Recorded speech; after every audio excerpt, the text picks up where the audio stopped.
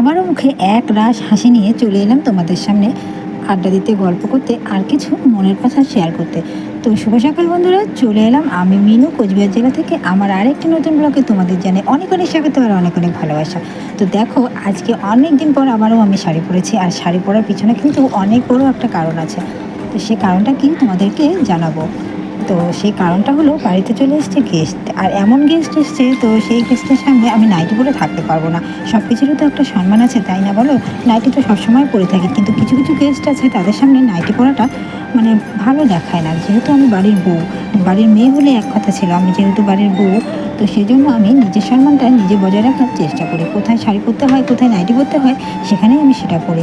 অনেকেই আছে কোনো কিছু মানে না, শ্বশুরবাড়ি হোক বা বাপের বাড়ি হোক কিংবা মামা শ্বশুরবাড়ি হোক, যেখানে খুশি সেখানেই চুড়িদার, স্কার্ট, জিন্স এইসব পরে যায়। কিন্তু আমি কিন্তু একদমই তা নয়, আমি তার বিপরীত। আমি কিন্তু জায়গা বিশেষ জিনিস পরে যাই, মানে যেখানে যেটা আমাকে ভালো মানাবে। আজকে আমি কীর্তনে যাচ্ছি, কিন্তু সেখানে কি যদি আমি একটা চুড়িদার বা জিন্স টপ পরে যাই, তাহলে কি ভালো লাগবে? এরকম কিন্তু অনেকেই করে, কিন্তু আমি সেটা করি না।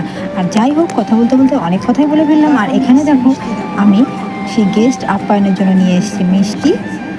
4 রকমের মিষ্টি আছে এখানে, নিচে আরও 1 রকমের মিষ্টি আছে, আর এখানে আছে নিমকি। তো প্রথমে আমি দিয়ে এলাম শরবত, তোমরা তো দেখতেই পেলে। আর এখানে বসিয়ে দিয়েছি আমি দুধ।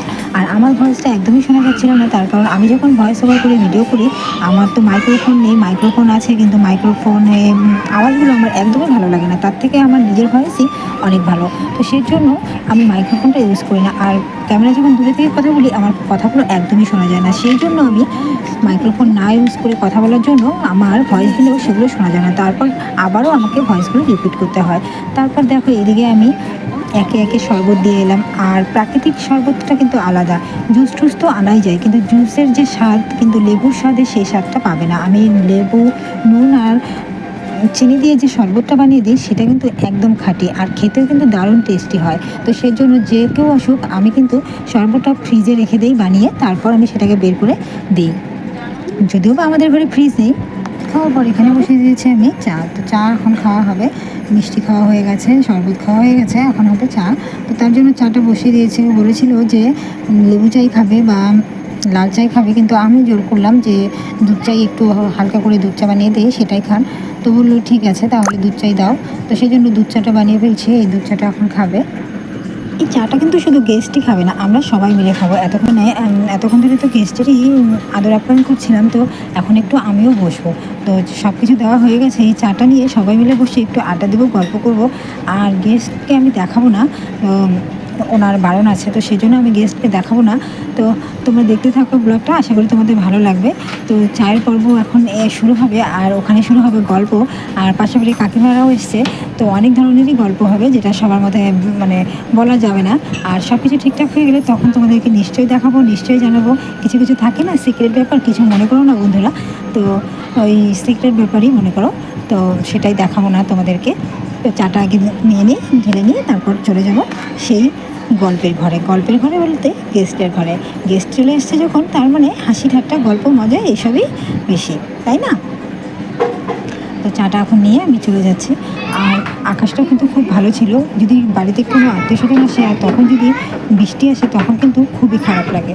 তো সেই জন্য তখন খারাপ লাগে, তাই আজকে আকাশটা এত ভালো ছিল, মনটাও খুশখুশ ছিল যে চলে এসছে, তাহলে যাই দিয়ে আসি। আর এই যে দিতে চলে গেলাম ঘরে। আর দেখো, সবাই মিলে বসে পড়েছে কিন্তু আড্ডা দিতে। তারপর বসে একটু গল্পগুজব করতে করতেই সন্ধে লেগে গেছে। তারপরে ছিল দুর্গাপুজোর মিটিং, তো সেটা তোমাদের সঙ্গে শেয়ার করলাম না। সেখানে আমি ফোন নিয়ে যাইনি, ছেলেকে ফোনটা দিয়ে বাড়িতে রেখে চলে গেছিলাম।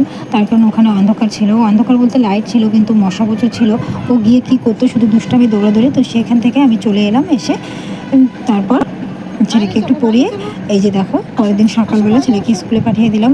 আমার সব কাজবাজ হয়ে গেছে, আর ছেলেকে আমি স্কুলের জন্য রেডি করে দিয়েছি। রেডি করে এখন ওকে স্কুলে পাঠাচ্ছি। আমার কিন্তু স্নানও হয়ে গেছে আজকে। তো স্নান টান সেরে আমি ছেলেকে স্কুলে পাঠাচ্ছি। আর ও 2 দিন থেকে স্কুলে যাচ্ছিল না, তার কারণ ওরা হাতে ইঞ্জেকশন দিয়েছিল, প্রচণ্ড ব্যথা হয়েছিল, জ্বর হয়েছিল, সেই জন্য ওকে স্কুলে পাঠাচ্ছিলাম না। আর কেউ, ওরাও তো ছোটো বাচ্চা, যদি না বোঝে তাহলে তো হাতে ব্যথা দেবে, তখন কান্না করবে। সেই কারণেই নিজেরটা নিজেই সাবধান থাকা ভালো, তাই না বন্ধুরা? তো সেই জন্য আমি ছেলেকে স্কুলে পাঠাইনি। আর খুব সুন্দর সকালটাতে রোদ উঠেছিল। ছেলে চলে গেল স্কুলে, আমার কিন্তু সব কাজ বাজ শেষ, স্নান শেষ। এখন আমি যাবো ঠাকুর ঘরে। আজকে সোমবার, সব কিছু নিয়ে এসে রাখছি, বেলপাতা, ফুল, তুলসী সব। চলো পুজো করা যাক, রান্নাও করতে হবে তার মধ্যে। এখন বাজে 8টা। এই যে এটাতে 10 মিনিট ফাস্ট আছে। আর এই হচ্ছে আমি স্নান সব কিছু সেরে চলে এসেছি। তো এখন 2টা মিনিট বসে তারপরে আমি চলে যাব ঠাকুর ঘরে, ঠাকুর দিয়ে তারপর রান্না করব।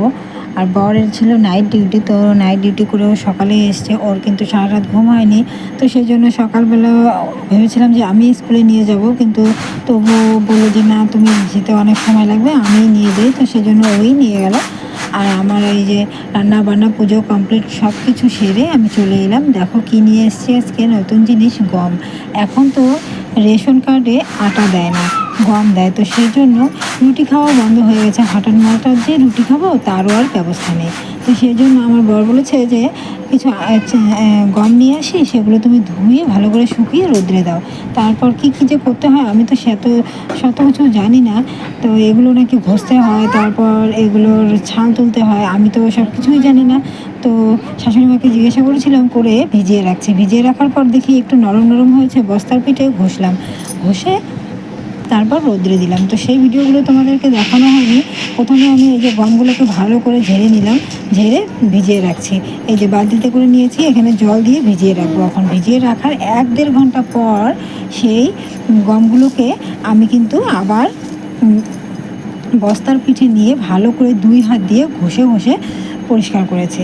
তো সেরকম কিছু ছাল ঠাল ওঠেনি, সামান্য কিছুই উঠছে। তো ঘষে পরিষ্কার করে আমি কিন্তু রোদ্রে দিয়ে রাখছি। তো এগুলো এখন শুকালে আবার নাকি এগুলোকে ঘষতে হবে, ঘষে ঘষে পরিষ্কার করে তারপর নাকি ভাঙাতে দিতে হবে। তো অত কিছু তো আমি জানি না। আর এরকম করে গমের আটা কোনোদিনও বের করে খাইনি, আমাদের বুদ্ধি হয়েছে থেকে দেখি ওই প্যাকেট। চলে এলাম আমি মেশিনে, তার কারণ একটা মশারি সেলাই করার বাকি ছিল, সেই মশারিটাই সেলাই করলাম। রাত্রেবেলা 2টো করে রেখেছি, আর একটা মশারি সেলাই করার বাকি ছিল। তো অল্প থাকলে যা হয়, মানে এই 2-3টে কাজ থাকলে মনে হয় কি হবেই ক্ষণ এরকম একটা ব্যাপার। আর বেশি থাকলে না, আমাকে করতেই হবে, অনেকগুলো কাজ বাকি আছে, এরকম একটা ব্যাপার।